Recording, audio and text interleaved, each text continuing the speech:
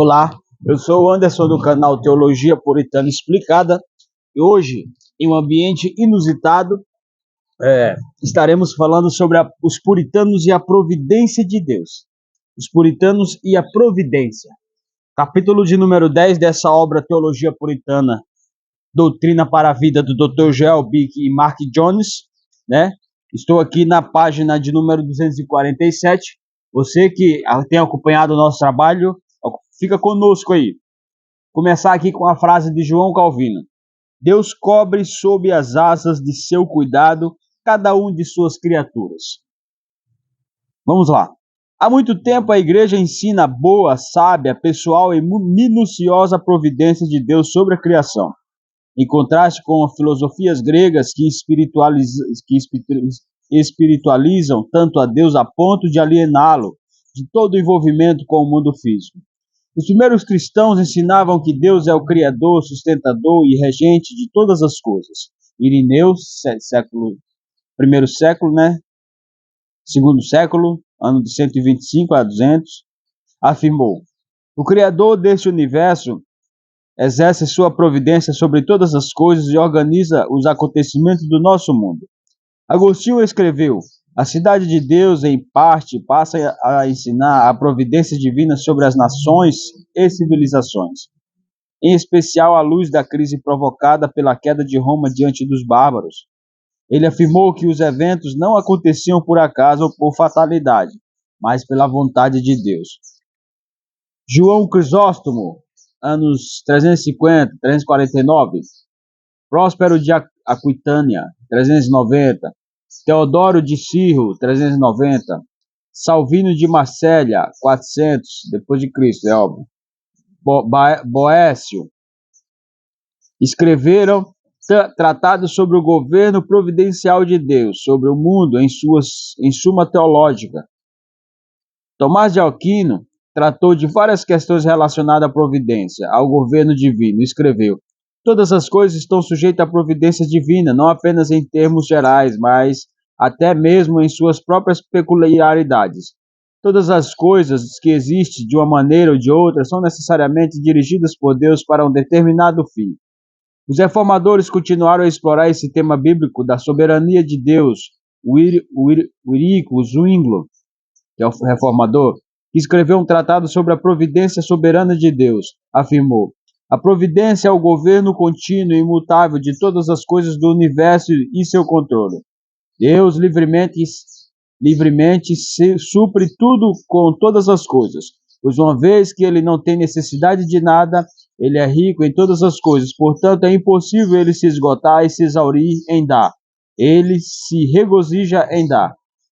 Em suas Institutas, João Calvino escreveu 3 capítulos sobre a providência, dizendo que seria insensível e improdutível pensar em Deus como um Criador que abandona a criação à própria sorte. Calvino afirmou: ele também é regente, mantenedor, eterno, sustém, alimenta e cuida de tudo o que fez, até mesmo o menor pardal, e acrescentou: Deus de tal forma controla cada acontecimento, em todos eles de tal forma provém do plano que estabeleceu. Provém. Que nada acontece por acaso. Calvino também publicou um estudo específico sobre a providência. Henry Bullinger, ano de 1500. Em sua famosa série de sermões intitulados Decades, também apresentou uma sólida abordagem bíblica sobre a providência. Citou as palavras de Teodoreto de Ciro, que é ridículo pensar que o Criador de todas as coisas abandonaria a criação como um barco sem ninguém para pilotá-lo, levado de um lado para o outro pelo vento até despedaçar nas rochas. E Teodoro Beza escreveu: nada acontece por acaso, sem um justíssimo decreto de Deus. Os puritanos explicaram detalhadamente o tema de Deus preservar a criação para a sua glória, para a paz de seu povo. Neste capítulo, exploraremos o ensino, as controvérsias, questões, a sugestão e a esperança e a meditação dos puritanos a respeito da providência de Deus. Então, o que eu li aqui foi uma introdução, né? Eu fui breve nessa introdução, porque a introdução ela já está em si sintetizada, né? Mas como você pode ver aqui, ele trata sobre a ação divina em cuidar, em manter, em conduzir todas essas coisas. Ou seja, o Deus, nosso Deus vivo, Deus provedor, ele age, ele supre, ele cuida.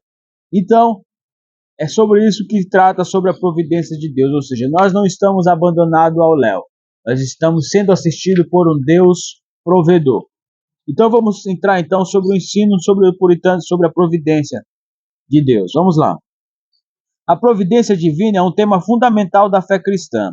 O Catecismo de Heidelberg, 1563, inclui a doutrina da providência em seu exame da primeira afirmação do credo apostólico. Creio em Deus Pai Todo-Poderoso, Criador dos céus e da terra. De maneira parecida, o puritano Arthur Dent escreveu: pois cada um de nós, quando confessamos que Deus é todo-poderoso, reconhece que, por sua providência, ele governa. Certo, deixa eu ver aqui a bateria. Tá ok.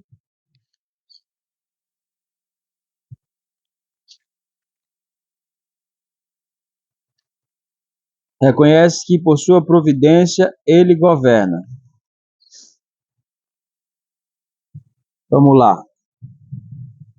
O Catecismo de Heidelberg é prova de que, no início da era puritana, cristãos reformados confessavam o consolo experiencial da doutrina clássica do encorajamento aos cristãos. O que queres dizer com a providência de Deus?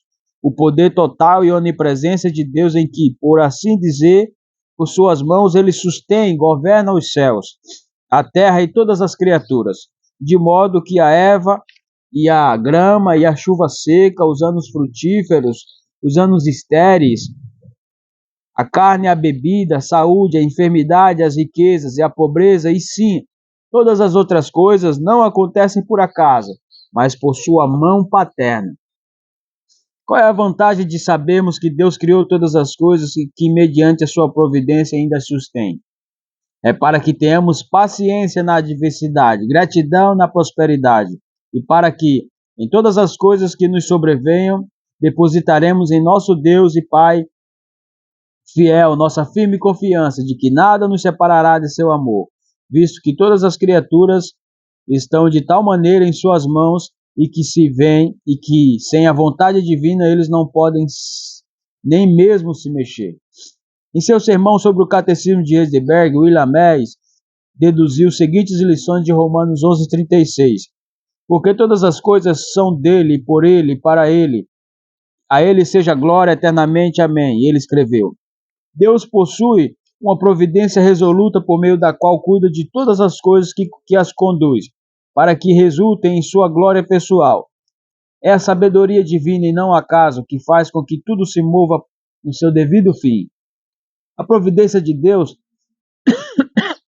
inclui em si mesma não apenas a intenção, mas também a compreensão do objetivo. Deus sempre alcança seus objetivos, suas bênçãos comprovam isso. E seu poder e a sabedoria asseguram disso. A providência de Deus se estende a todas as coisas. Deus é bom chefe de casa, Efésios 2:19. É um bom chefe de casa, que cuida de todos os seus filhos, de todos os seus bens. Deus não força suas criaturas a agir, mas as dirige com doçura, de acordo com a natureza de cada um. Em sua obra Mirror of Theology, Amés escreveu acerca da eficiência ou do poder atuante de Deus, mediante o qual ele opera todas as coisas em todas as coisas. Tudo que depende de Deus, como as causas primárias, tanto de sua substância quanto de sua circunstância, com frequência Deus emprega meios, embora não precise desses meios. Sua providência tanto preserva todas as coisas, quanto governa todas elas. Providência não é a mesma coisa que predestinação ou decreto eterno de Deus, mas é, na verdade, a execução daquele decreto no tempo e no espaço da criação divina.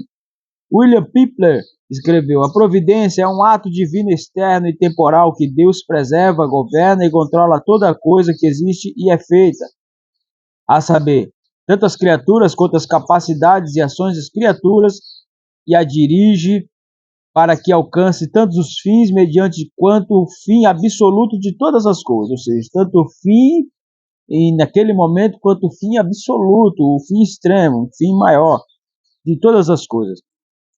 Isso acontece de uma forma estabelecida e determinada, de acordo com o decreto totalmente livre e o conselho de sua própria vontade, para que em todas as coisas ele mesmo seja glorificado. 2 décadas mais tarde, Edward Leite, que assim como Pibler foi professor e tutor de teologia no Magdalen Hall, que Oxford apresentou em sua obra Of Divine, o livro de teologia, a mesma definição, palavra por palavra, de providência, o que mostra uma tradição uniforme. John Owen fez eco a essas ideias quando escreveu que a providência é um ato ou obra inefável do Deus Todo-Poderoso. Inefável é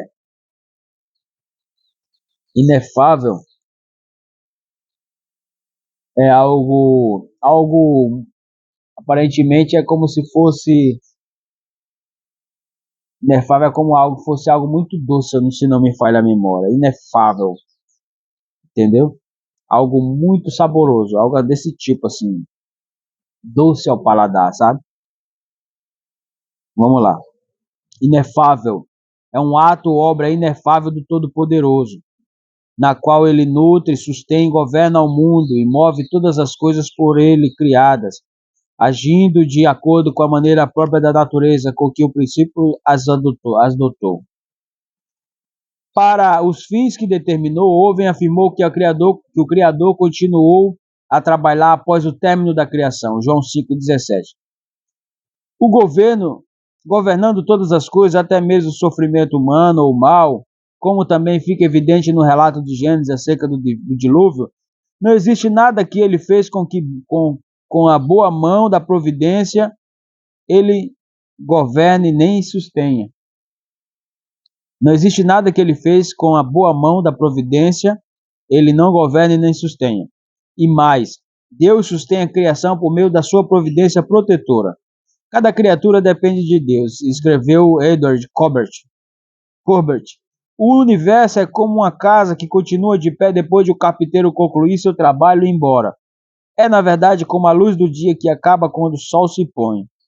Tanto no nosso ser quanto nas nossas dependentes de Deus,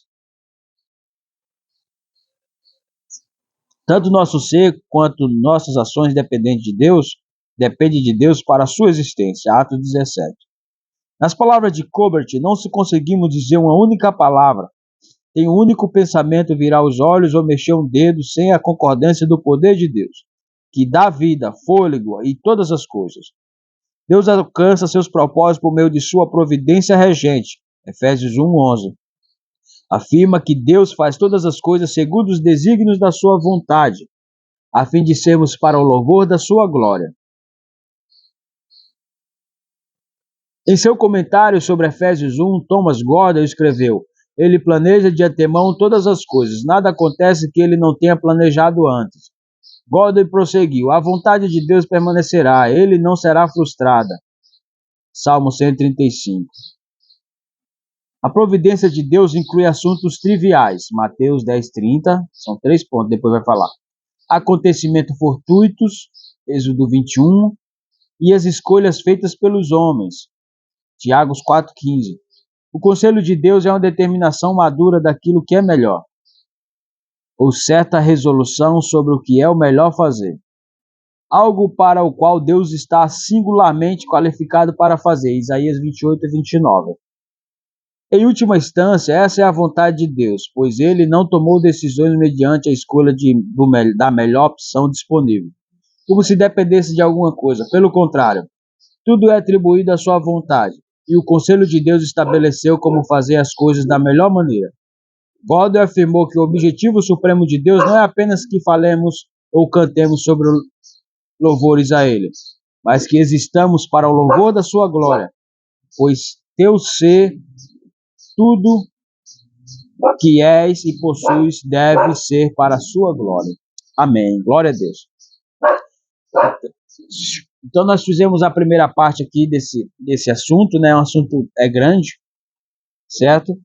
E vamos dar continuidade então depois sobre a providência de Deus, falando aí sobre, depois tratando sobre a contestação puritana em defesa da providência, né, que foi contestado. Aí depois trataremos mais sobre as perguntas que os puritanos faziam sobre a providência, e depois sobre a submissão puritana à providência, certo? A esperança puritana na providência, a meditação puritana sobre a providência de Deus, e por último a conclusão. Vamos devagarzinho porque é um tema vasto, para que possamos ter clareza. Já viu aqui onde eu parei, né? Que Deus assim abençoe. Vamos lá. Deixa o seu like nesse vídeo.